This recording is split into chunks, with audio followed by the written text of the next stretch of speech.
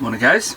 So tomorrow I'm going to be heading off for a really big trip. Got a 2-night stay up at Wales planned, so we're going to be camping up at Wales for 2 nights. So as you know, this time last year we went up there and we went to Cedar Idris. We climbed the mountain up there, and I didn't really manage to get as many photos and things that I was hoping for because we were just so exhausted from climbing that mountain. I mean, it took us what, 10 hours to get up and back down again, so we were exhausted, so we didn't really have time to stop and take photos and things. So this time we're going up there and we're focusing mainly on the red kites and the red squirrels. Now I'm sure you're all thinking, well, what kind of equipment and stuff are you going to be bringing with you on this 3-day trip up to Wales to photograph these red kites and red squirrels? Well, I'm glad you asked, because this video is all about everything that I'm going to be taking with me, and I'm even going to walk you through our route and where we're actually going to be staying and stopping. So stay tuned, enjoy the video, and I'll catch you in a bit.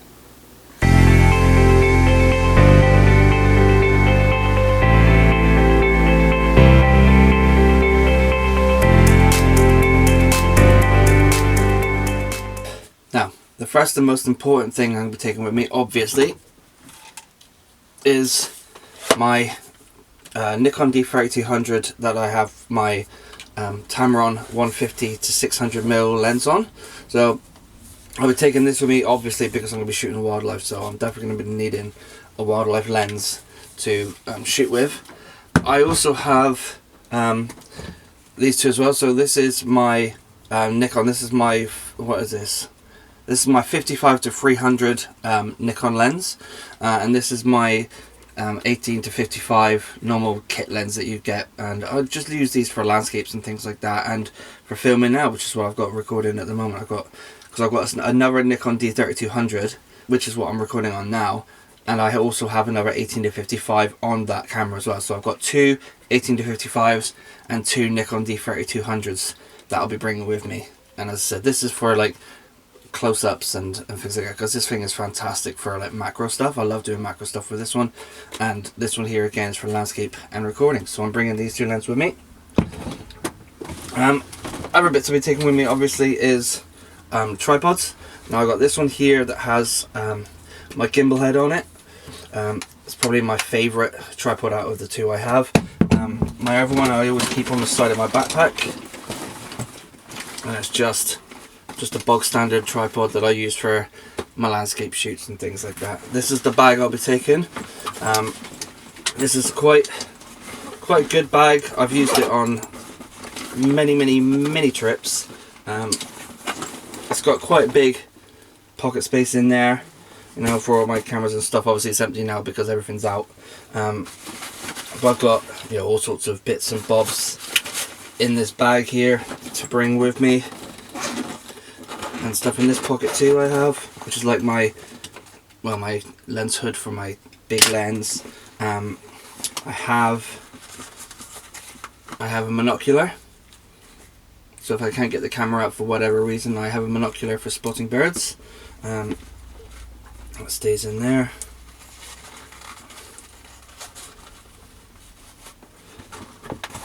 I have lens cleaning stuff, so like brushes. And I got spare memory cards, because you never know when you're going to need a spare memory card. And that's like the basic stuff of what I'll be taking. I do have a bottom pocket as well, which I'll be putting my trail cams in. So I will be taking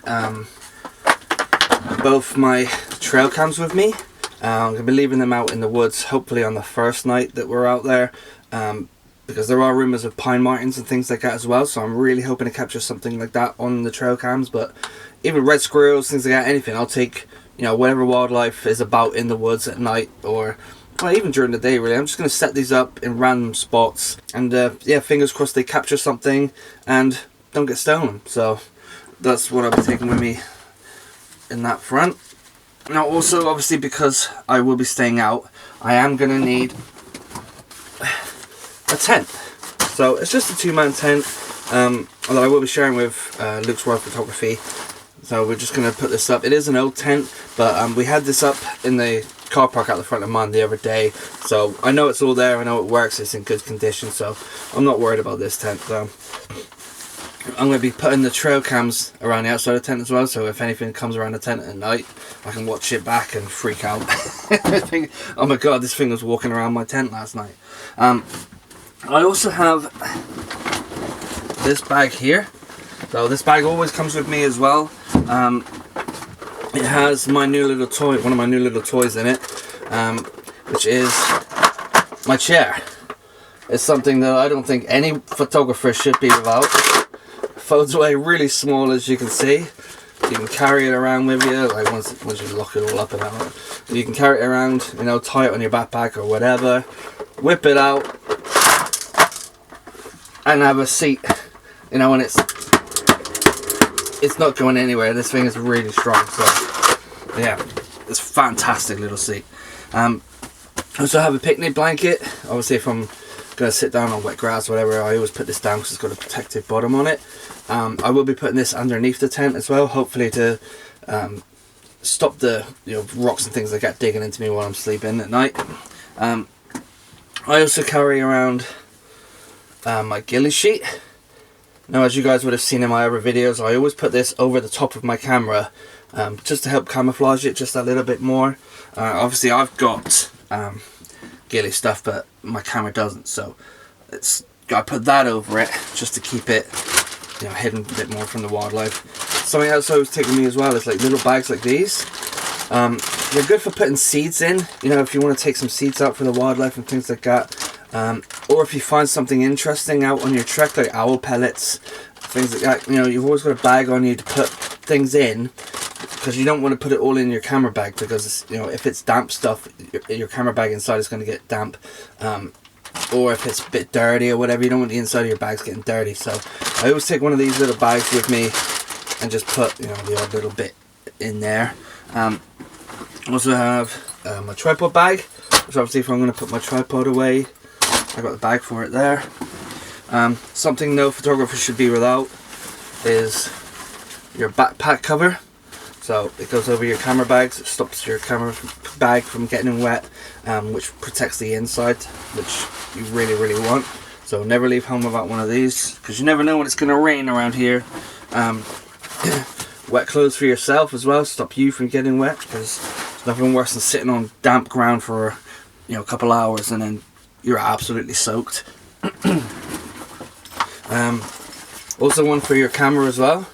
So camera goes in here, lens comes through there, so all of this is protecting your camera.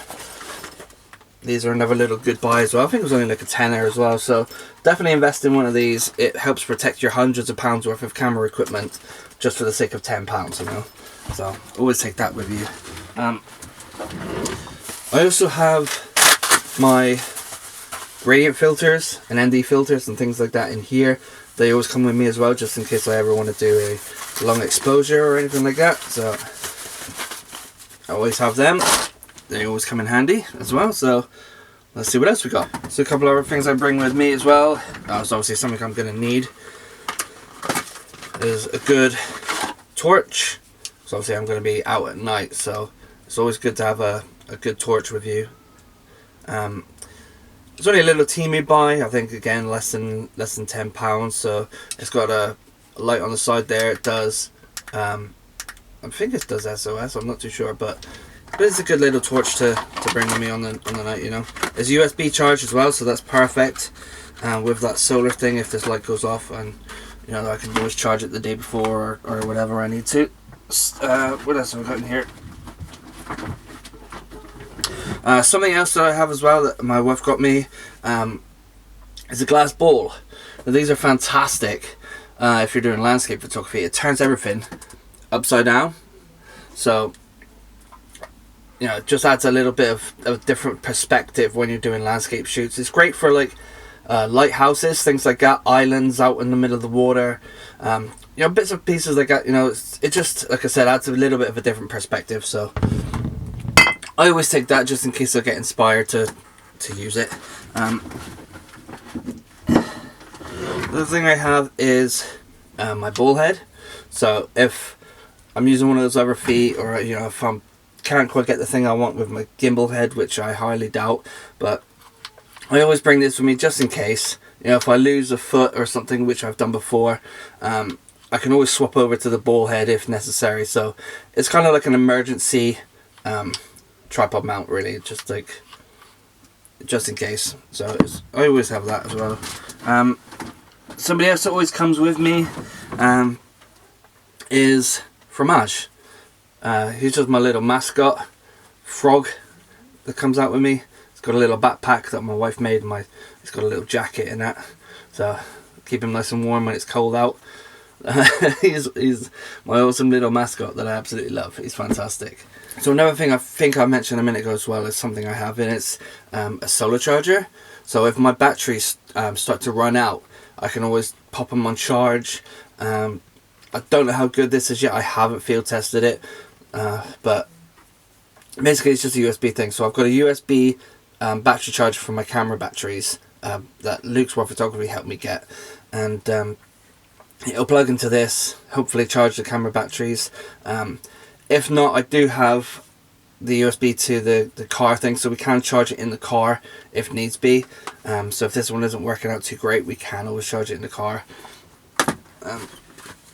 And this is where I keep my batteries. So in the little back pocket here, I always find them. I've got 5 spare batteries altogether. A couple are on charge now. One's in this camera here that I'm using at the moment. So yeah, I'll always have batteries. You know, 5 batteries.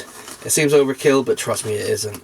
When you do a lot of videos and stuff like that and get a lot of camera footage of wildlife especially, your batteries will drain, and long exposures in the cold weather, stuff like that, it's all battery draining stuff. So I'm really glad I got the other different chargers.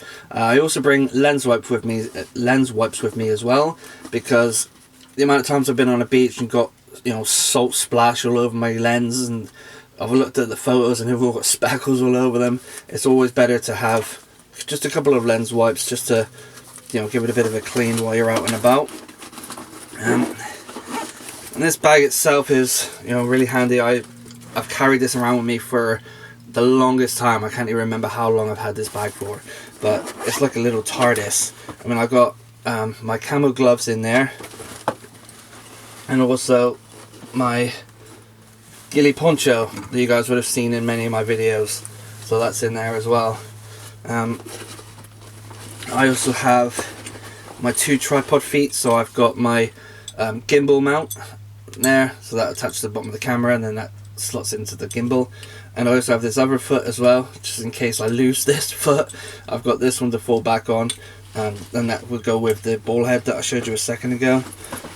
I also have my phone as well, just in case I need to take a photo with my phone or record something with my phone. I can't get to my camera at the time, you know, for recording like this here now. I'll just record on my phone. You'll see a lot of my videos I do use my mobile quite a bit for doing those, because it's quite a pain in the butt to carry the second tripod with this camera around and walk backwards and forwards all the time. You do burn quite a lot of hours that way, but you know, you can get really good footage, and I will be trying to do it on this trip. So I will be trying to use this camera to record, you know, me walking around and stuff like that on this camera. But yeah, that's everything I think as far as equipment I'll be taking goes. So the camera, tent, my 2 bags that I carry with me, my 3 bags that I carry with me, and then obviously food and things like that I'll also need to bring as well, and drink and stuff, because I definitely want to bring drink, because on my last Wales trip I didn't bring enough and we suffered. But I'm not doing any mountains this time. I've already told Luke's World Photography, no mountains, no uppies. I am not doing any uppies this time, because they freaking killed me for days last time. So yeah, now I will show you pretty much where we're going to be headed. The plan for the trip is this. So we intend to leave Plymouth at 3 to 3:30 a.m. in the morning tomorrow morning, so first thing tomorrow morning. Then we're going to stop somewhere for a possible sunrise.